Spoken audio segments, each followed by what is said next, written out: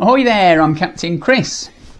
I'm not a real captain, but in this video I'm going to give you 20 great tips and hacks for those of you who are planning a cruise on P&O's newest and biggest ship, ARVIA.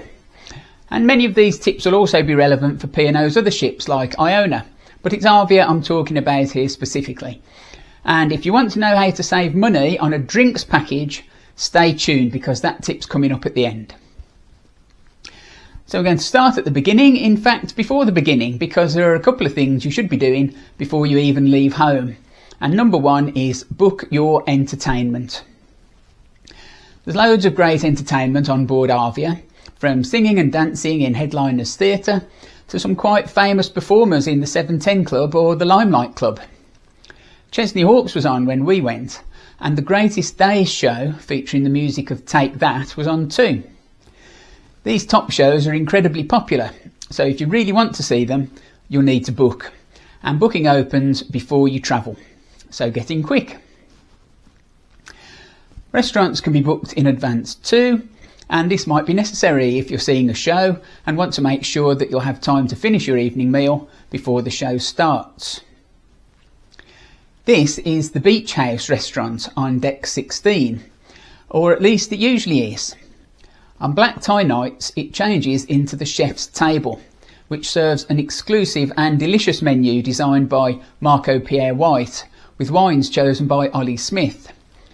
But it's a small venue and very popular, so book before you leave home, especially if you're celebrating a special occasion whilst on board. Also, if you're travelling with children, register them with the kids clubs in advance to avoid disappointment. There are different clubs for the age groups 2 to 4, 5 to 8 and 9 to 13, and there's loads for your kids to do there, so you won't want to miss out. Older kids aged 13 to 17 can visit Scene, where they can hang out with others their own age, and the activities there are suitable for teenagers. Tip number 4 is that if you're paying what P&O call the select fare, which allows you to choose your cabin rather than having one allocated to you, try to pick one that's near to the facilities that you intend to use most. So, taking kids as an example, if you're travelling with children and you're going to want easy access to the kids clubs, pools and splash valley, all those things are up on the high decks, mostly towards the back. So choosing a cabin up there will greatly cut down on your travelling time. You might not think that makes much difference, but ARVIA is absolutely massive, 19 decks, so it can take quite a time to walk through the whole ship. A few tips about your cabin now. You'll find a USB socket under each bedside light. There's a light switch with a small indented circle on it which turns on a night light. And there's plenty of storage under the bed for your suitcases or even a baby buggy. Some people take magnetic hooks, which are great because the cabin walls are metal, or hanging organisers that go over the door. But don't use anything that causes any damage to the decor, because you could be held liable for any repairs. If you fancy a drink in your cabin, then remember you're allowed to take 1 litre of spirits per person for consumption in your room. There's an ice machine on deck 8 near the quays, but your cabin steward will bring you an ice bucket if you ask. And you can take your own mixers, although these ones are too big for the fridge, so maybe take the little ones or cans instead. On to food now, starting with breakfast. Lots of people like a big breakfast, like the full English, but some of you prefer something much more continental. If all you want for breakfast is coffee and a croissant, you can get that from the quays, and there's a quiet spot by Sindhu and Ripples to enjoy it in relative peace. You'll be in and out much quicker there than going to the main restaurants.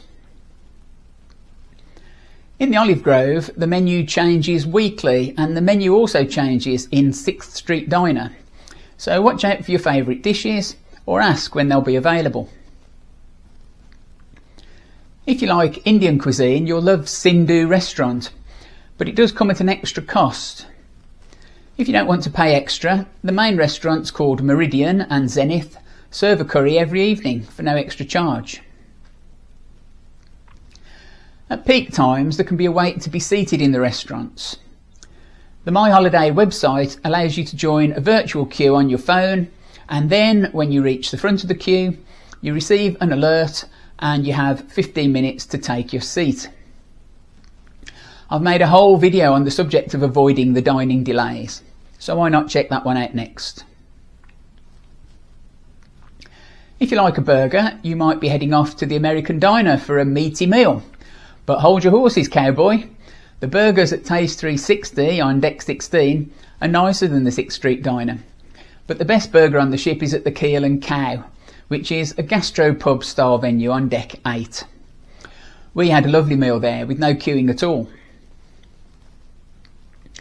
Also on deck 8 is Ripple's Ice Cream Bar, which serves a great ice cream based afternoon tea. But here's a money saving tip for you. It's enormous, so you only need to buy one and share it between 2 people. We're nearly at the end now, and don't forget I've got a tip about the drinks package coming up, so stay tuned for that. Before we get there, could I please ask that if you're finding this video at all useful or interesting, would you please hit the subscribe button and allow notifications. Subscribing doesn't cost you anything, but it means you'll know when I post another video, and it means a lot to me to see so many of you subscribing. So please hit the button. Thank you. The next tip is for coffee lovers. Vista's Cafe Bar on deck 6 in the Grand Atrium serves Costa coffee and gets very busy with long queues forming of people wanting their caffeine fix. But Costa coffee is available all over the ship, so you don't have to stand in that queue. Try the Glasshouse or Laguna Bar as quieter alternatives. It's worth knowing that the bottled water in your cabin is charged for if you drink it, but there are drinking water dispensers dotted all over the ship, so bring your own water bottle and top up for free. Tip number 19 is really important. Don't miss the boat. If you go ashore and explore the port independently and you're late getting back, the ship will leave without you. The all aboard time is in the Horizon magazine on port days. Remember it.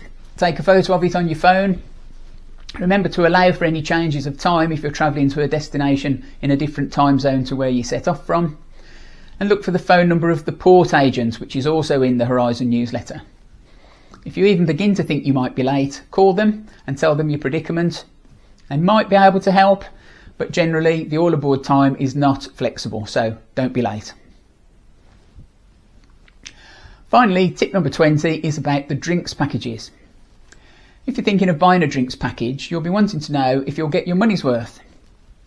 Well, on the first day, you probably won't. You'll probably not embark until the afternoon, and some cabin classes come with welcome drinks included. By the time you get round to ordering a drink of your own, it's probably going to be evening, and you've not made the most of what you've paid for. So here's a tip worth knowing. You can buy a drinks package on board up to midnight on the 2nd day of your cruise. Before then, it might be cheaper just to pay as you go. If you do want a drinks package for every day of your cruise, there is a way to get 10% off the price, and I've made a whole video about that, so click on the link that's about to appear, and until next time, thanks for watching.